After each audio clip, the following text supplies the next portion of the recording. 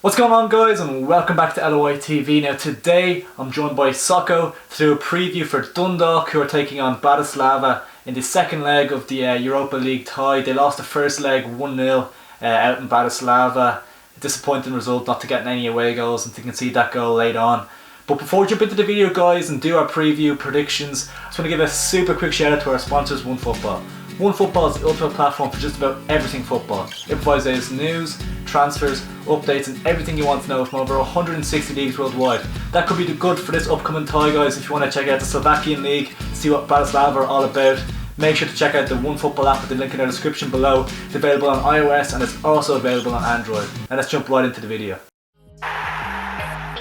Yeah, guys, so as I said, we're going to be previewing the Dundalk versus SLOVAN Bratislava game. Now I'm joined by Socko today. Yes, so Socko, you've been looking into the SLOVAN Bratislava team a little bit, and you've come up with some research to share. Yeah, Dundalk were very unlucky to lose the first leg 1-0. Slovan got an 88-minute winner. Yeah. Slovan regarded as the top team in Slovakian football. They reached the group stage of the Europa League, I think, in 2014. Yeah. They've scored 6 times in their past 4 European games, so they're a big goal threat. The biggest goal threat coming from Ibrahim. He's played for PSV and Celtic in the past. And their star forward, Sporar, has scored 26 goals in the last 28 games last season. It's definitely something for Dundalk to watch out for. Their captain, Bozikov, is a centre-back who has 23 senior caps for Bulgaria. And Slovan do have 5 or 6 senior full internationals, a lot more than Dundalk would. Yeah. So that's something to keep an eye out for, a bit of experience in the game. Definitely, yeah. No, it's going to be a very tough game for Dundalk. You saw that from the first leg. Obviously losing there, they put up a really good performance in that game, I thought. Do expect Dundalk to go with the 5 at the back again, because it is one of those games where it's kind of have to try and find the right mix between going for goals, but also if they concede a goal, I think they're gone, because that means they have to score 3 goals to get through it all. So yeah, that's true. I think really important thing is to get the first goal. You could argue that the team that gets the first goal on Tuesday night will win the match. If Dundalk go behind, they have to score 3 goals to get back into it. Yeah. If Dundalk can nick an early goal, they can put their best foot forward then in the game and hope to pull it off. They did beat 2 games ago their opposition on penalties, so hopefully they might be able to take to extra time. I fancy them winning 1-0 and then winning an extra time, whether that be an extra time or by penalties. But yeah, hopefully they can. Their manager Vinnie Perth was asking for huge support on Tuesday night, hoping for a reenactment of their first European night in Talis Stadium when they beat Bate Borisov 3-0. Hoping for another huge European performance. Yeah, that's it. That's exactly what Vinnie Perth is right in saying that. It is interesting because Bratislava are on a 7-game win streak at the moment, so they won't be short on any confidence coming into the game. Dundalk, of course, haven't actually won a game in normal time or extra time in this whole European phase. When he scored 1 goal, which is a bit concerning. They are struggling to find the back of the net in Europe this season, which is something that maybe Vinnie Perth is going to look to maybe adjust, maybe in tactics. Could look to maybe bring Georgie Kelly in alongside Pat Hoban perhaps, but I don't think he'll do that personally.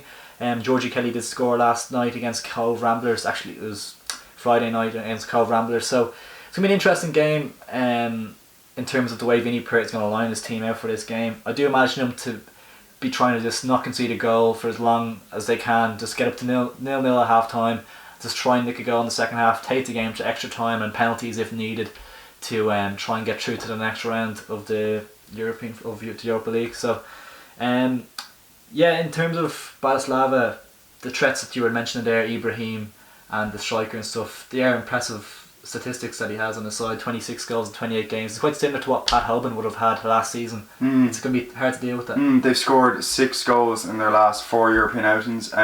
They've huge experience from their Europa League campaign at the group stage in 2014. I think that's crucial though. The experience that you get from European nights is something that you can carry through, which not a lot of the Dundalk side would have that. Huge at the business end of the game. Last 10 minutes you need a bit of experience, a bit of calmness, especially in defence. Absolutely. If Dundalk are chasing a goal, they need to just be calm, so hopefully that gap in experience won't be too big.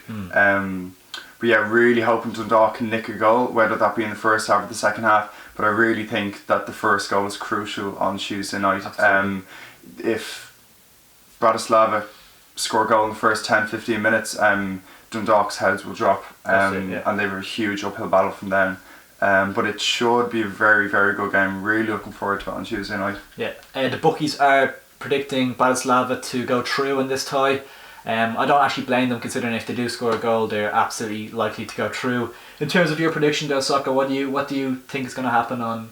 Maybe go with your heart over your head, probably in terms of predictions. But what do you think is going to happen? I really, really hope Dundalk go through, Yeah. whether that be in normal time or extra time. But all the statistics and your head says you will go for Bratislava.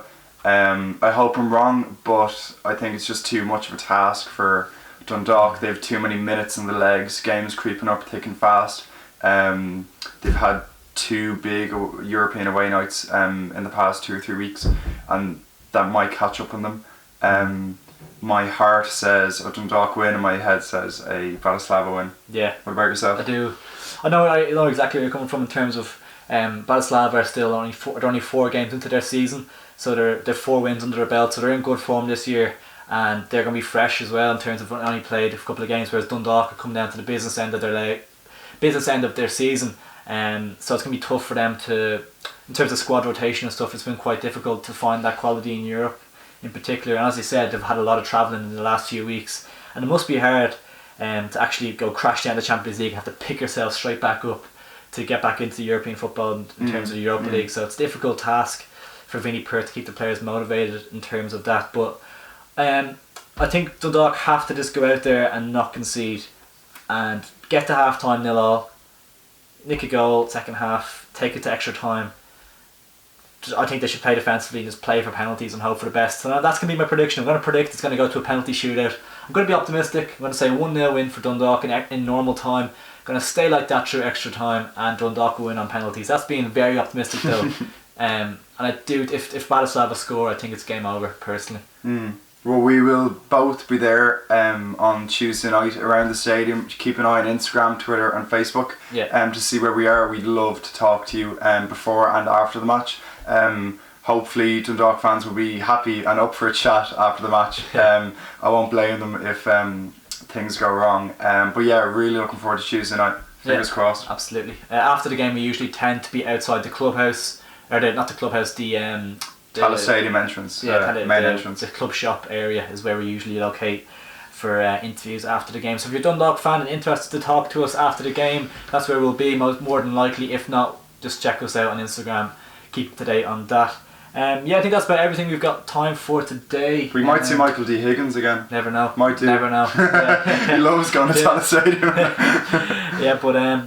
That's about everything. If you have any comments or any predictions, make sure to let us know in the comments below. Please make sure to like the video, guys. If you enjoyed, make sure to subscribe as well. Yeah. Is that alright? Nice one. Yeah.